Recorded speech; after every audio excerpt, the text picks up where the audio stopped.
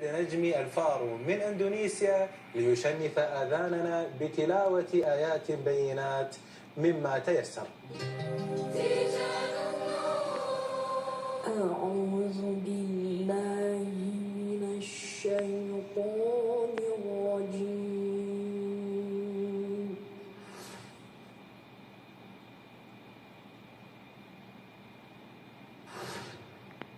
بسم الله الرحمن الرحيم.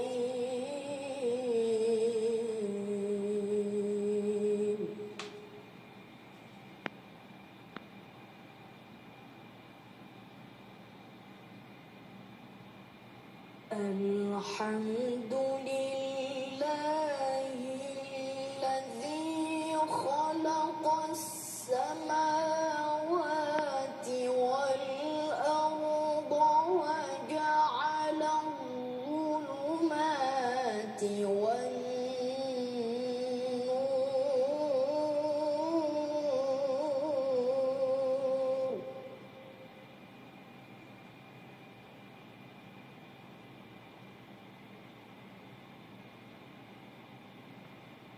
ثم الذين كفروا بربهم يعدلون.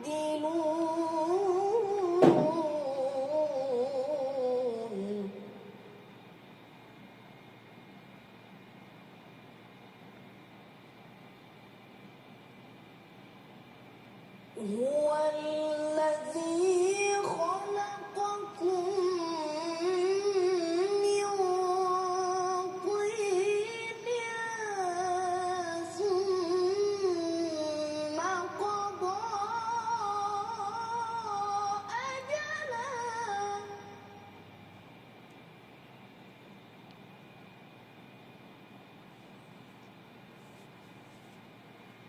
وأجل مسمى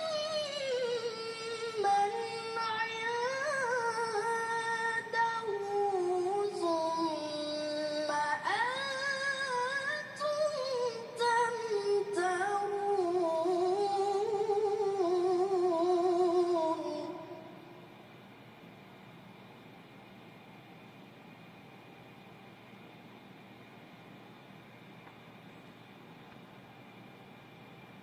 وهو الله في السماوات وفي الأرض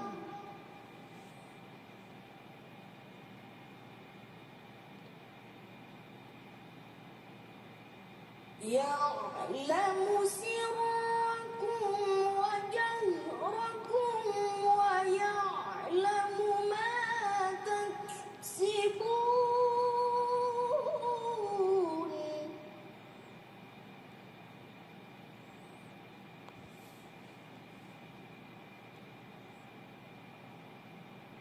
وما تأتيهم من آية من آيات ربهم إلا كانوا عنها معرضين.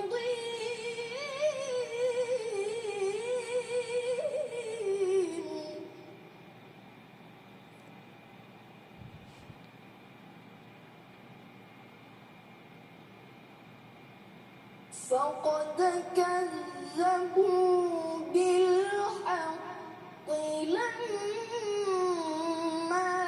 جاءهم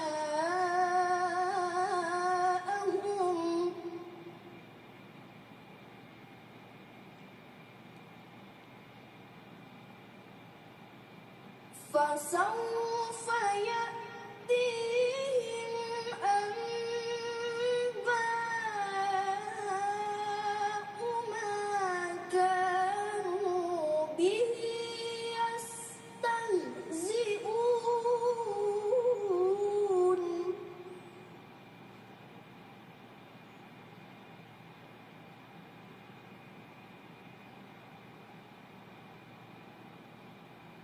ألم يروا كم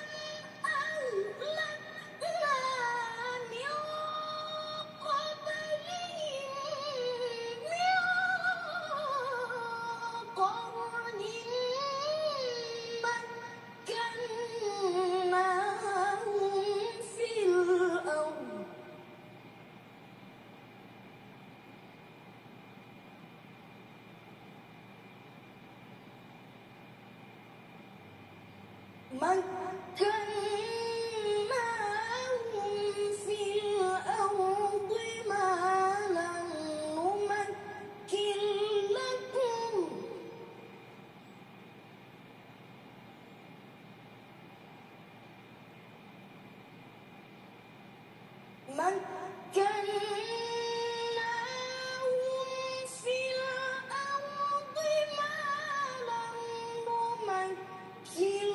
لكم وأرسلنا السماء عليهم مدرارا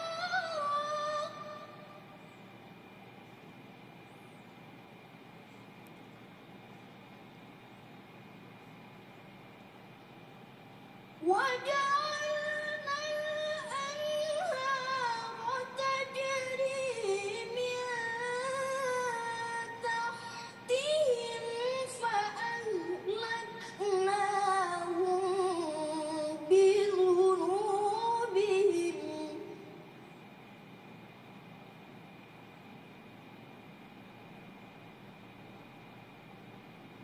فأهلكناهم بذنوبهم وأنشأنا من بعدهم قرنا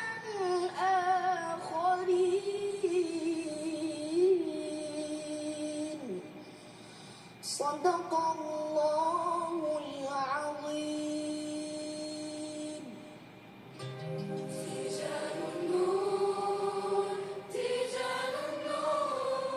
نشكر المتسابق محمد على هذه القراءة الجميلة، ونسأل الله تبارك وتعالى التوفيق له ولزملائه في هذه المرحلة. ننتقل الآن إلى أعضاء لجنة التحكيم ومع فضيلة الشيخ يوسف أحمد عشير معلقا على هذه القراءة.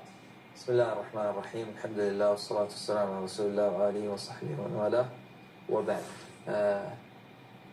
دائما ما المشايخ يلاحظون على الأبطال اللي جايين من شرق آسيا أو من الهند أو من بنغلاديش أو كذا، قضية اختيارهم للموضع، أن المواضع تكون طويلة، الآيات التقسيمات فيها طويلة، فهذا يخشى عليه أنه يقع في الوقف والابتداء، لكن هذا ما لم يحصل اليوم. يعني صح أن في البداية أول ما قرأ الشيخ أحمد، أنا أقول الشيخ أحمد يعني ليش هالمقطع يعني طويل التقطيعات، لكن لما قرأ الولد وقوفه ممتازة، أداءه ممتاز، اختياره لمواضع البدء ممتازة. غالب ما وقف عليه أصلا وأنا هو يقرأ، أنا فتحت المصحف أشوف هل فيه أماكن أصلا لها إشارات، قف هنا مثلا أو صل هنا أو كذا، فشفت أنه ما شاء الله هو ملتزم 80% بالوقوف الموجود المصحف، حتى لو كان هو أصلا مش فاهمها، فهذه تحسب له. قراءته ما شاء الله تبارك الرحمن ممتازة، صوته جميل. هذا من المرحلة الأولى وإحنا متنبئين أنه ممكن يصل إلى ها هنا. عندي بس قضية بسيطة جدا في مخارج الحروف، وهذه ما أعيبها عليه في هالمرحلة وهو من غير العرب. أنا أعرفه يعني ما اللسان العربي ما هو اللسان الأم بالنسبة له، فيعذر فيها، لكن هذه نصيحة حتى تترجم له بعد ما نخلص فيستفيد منها في المستقبل. الإمام الجزري يقول ورققا مستفلا من أحرفه، ورققا مستفلا من أحرفه. لما أجي على كلمة الحق أو فسوف تعلمون أو بذنوبهم، انتبه، حتى هو مثلا قضية تداخل الذال والضاء، وخلص انفتاحها محذورا، عسى خوف اشتباهه بمحظورا، عصى إلى آخره. فهي ينبهون عليها العلماء رحمهم الله، أن الإنسان ينتبه إلى هذه الحروف المتقاربة في المخارج اللي تتمايز في الصفات، الذال والضاء. الحاء ينتبه لها لأنها حرف أيضا مستفل رقيق، فينتبه لها. الحق مش الحق، فسوف مش فسوف، فسوف. أنا أقول له، وهذا ما يعيب مجمل قراءته، لكن أتمنى إن شاء الله له التوفيق ودوام السداد. ما معنى قوله تعالى جعل؟ إن شاء الله. أحسنت، بارك الله فيك. جزاك الله خيرا فضيلة الشيخ يوسف عاشير على هذه التعليقات.